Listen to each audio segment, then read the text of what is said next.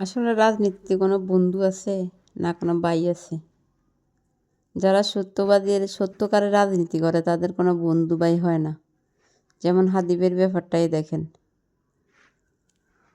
হাদিবের ব্যাপারে হাদিবের ব্যাপারে বলতেছি, আপনারা সবাই ইউটিউবে ফেসবুকে যারা যেখান থেকে পারেন হাদিবের ব্যাপারে সবাই প্রচার চালাইবেন, যাতে হাদিবের বিচারটা যাতে দামা চাপা না পড়ে যায়।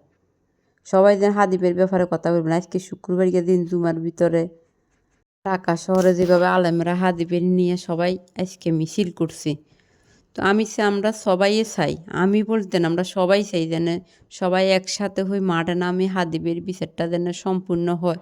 কারা এটার সাথে জড়িত, কেন লোকটারে মারছে, এটার যেন সত্যিকারই উদ্দেশ্য করে তাকে যেন বাইর করে, তাকে যেন কঠিন শাস্তি দেওয়া হয়। যে সাধারণ মানুষরা এইভাবে মারাটা একজন সত্য কথা বলার জন্য, ভালো রাজনীতি করব তার কারণে তাকে মারি ফেলছি, তো এটা কারোই কাম্য না। তো এইভাবে আরও হাজারো মায়ের সন্তান রাজনীতিতে আসব। তো এইভাবে যদি যে সত্য বা বিচার রাজনীতি করব তাদেরকে মারি লেব, তো এটার কোনো বিচার হবে না। তাই এই কারণে ভয়ে কেউ আসবো না। তাই আপনারা সবাই জোর পরিমাণ প্রচারণা চালাবেন যাতে হাদিবের খুনি শাস্তি হয়। আর পুলিশে যে চার্জশিট দিছে এটা ওরা কেউই মানে না। হাদিবের সহযোদ্ধা যারা ছিল তারা এটা কেউ মানে না। আপনারা সবাই ভিডিওটা সর্বোচ্চ শেয়ার দিয়ে সবার কাছে পৌঁছায় দিবেন, ফলো দিবেন।